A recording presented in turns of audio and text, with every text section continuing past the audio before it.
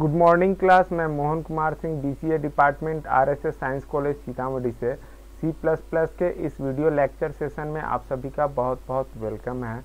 और आज का जो हमारा टॉपिक होगा वो होगा reading file directly using the extraction operator.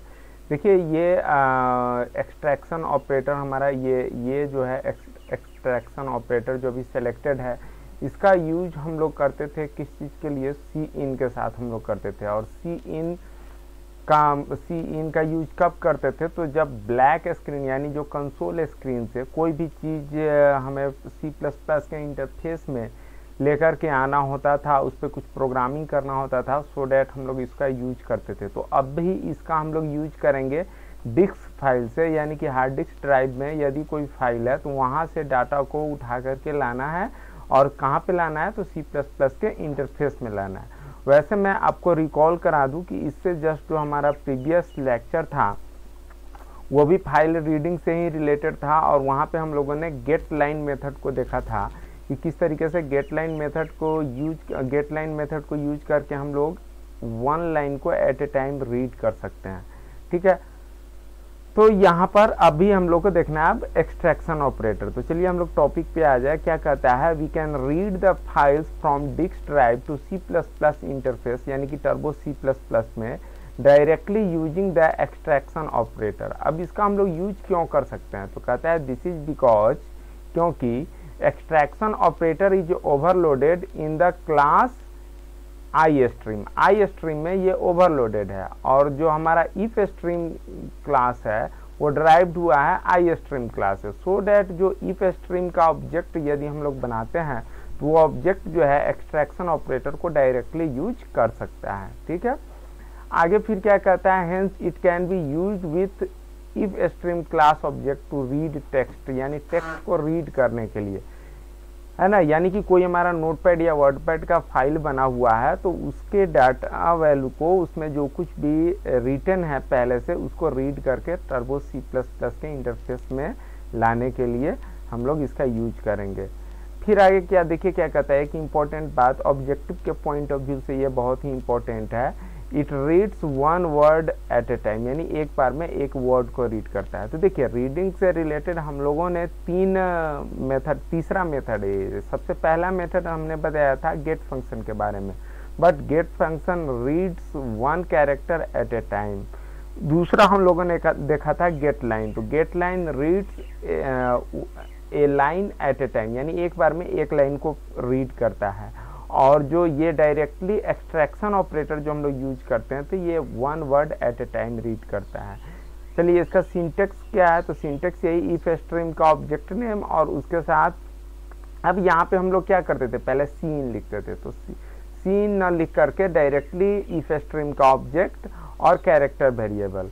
तो यहाँ से होगा क्या? देखिए कहता है हेयर द रेड वैल्यूज करने के मतलब जो वैल्यू रीड कर लिया गया है are put into variable named character variable, वो कैरेक्टर वेरिएबल में हमारा पुट कर दिया जाएगा। अब चलिए एग्जांपल को हम लोग देख लेते हैं। देखिए इस एग्जांपल में क्या हुआ है कि ये तो हेडर फाइल एफ स्ट्रीम और conio.h, इसके बारे में मैं प्रीवियसली वीडियो में बता रखा हूँ।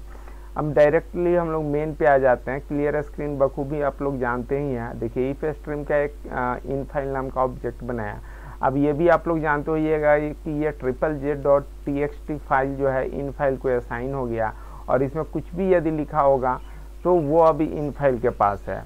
एक हम लोगों ने बफर नाम का वेरिएबल यहाँ पे लोकल वेरिएबल क्रिएट किया है, इसका यूज अभी नीचे समझ में आ जाएगा। अब देखिए यहाँ पे क्या हो रहा है, इसमें समथिंग थोड़ा सा डिफरेंट है। देखिए सबसे पहले हम लोग क्या कर रहे हैं? इफ और नॉट इन फाइल। तो नॉट इन फाइल का मतलब क्या है कि अगर ये फॉल्स हो जाएगा तो ये वाला लाइन एग्जीक्यूट होगा, है ना। तो ये फॉल्स कब होगा?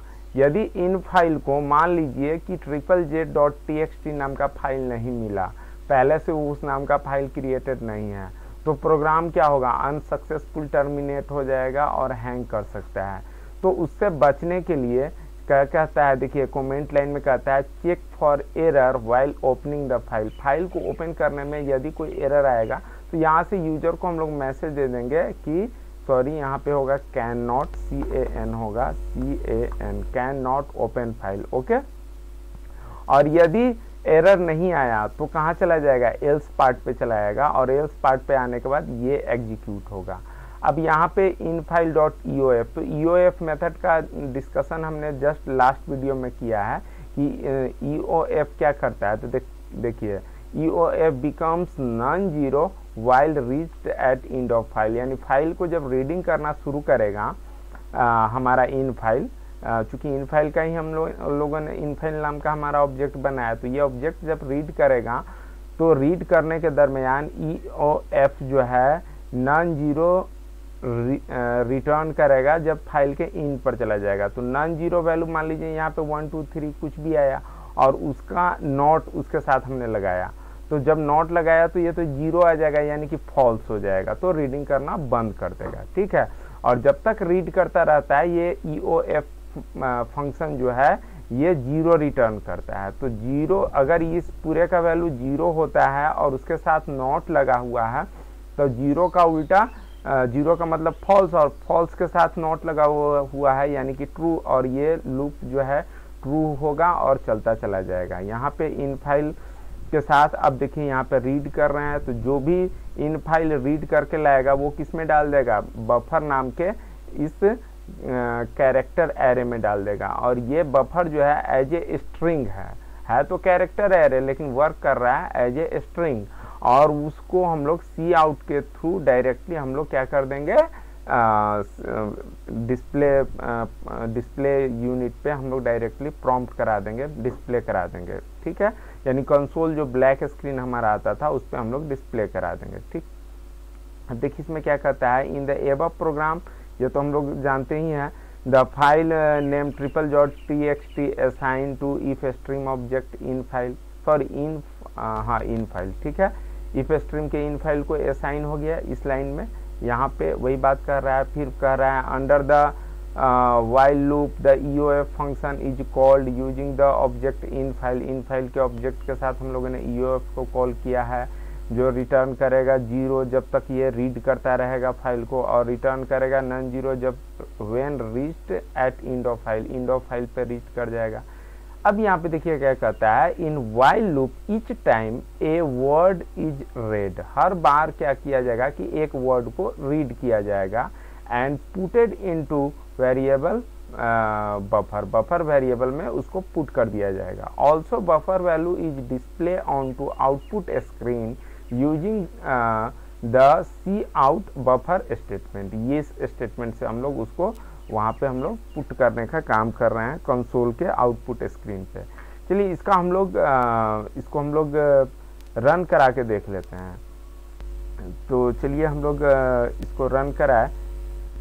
रन कराने से पहले मैं बता दूं एक इम्पोर्टेंट बात कि ये जो फाइल है ये फाइल कहाँ एग्जिस्ट करता है, तो ये पहले भी आप लोग जानते हैं, फिर से मैं एक बार रिकॉल करा देता हूँ।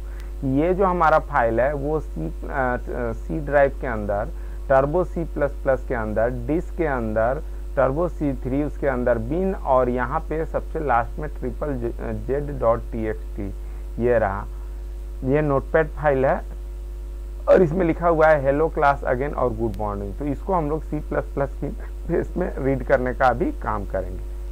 ठीक है, ये डिफ़ॉल्ट डायरेक्टरी हमारा होता है। तो इसको मैं ज़रा स्क्रीन को बड़ा कर दूँ। हाँ, अब देखिए यहाँ पे, तो इसको सेम प्रोग्राम इसमें लिखा हुआ है, इसको मैं रन कराता हूँ।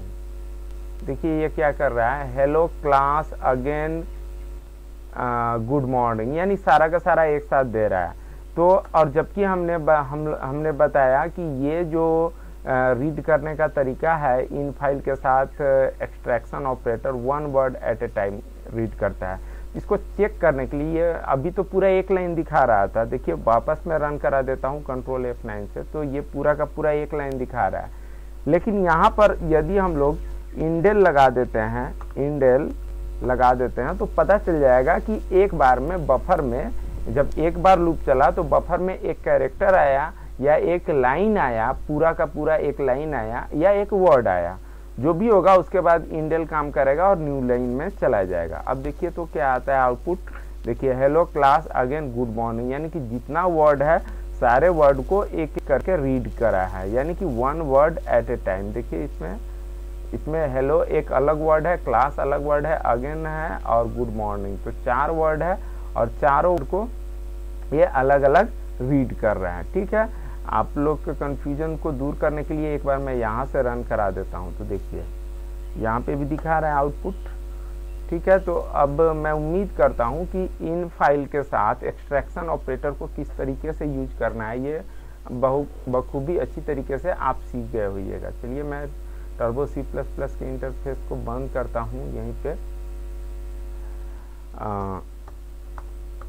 और इसके साथ ही मैं यहाँ पे आ जाऊँ और मैं उम्मीद करता हूँ कि इससे रिलेटेड जो ये इस टॉपिक से रिलेटेड किसी तरह का डाउट्स यदि आपको हो तो आप हमारे कमेंट सेक्शन में लिख सकते हैं, और जिन लोगों को मेरा व्हाट्सएप नंबर पता है वहाँ पे भी आप मुझे व्हाट्सएप कर सकते हैं। ठीक है, इसी के साथ मैं अपना वीडियो यहीं एंड करता हूँ। आपने मेरा वीडियो देखा इसके लिए बहुत बहुत धन्यवाद।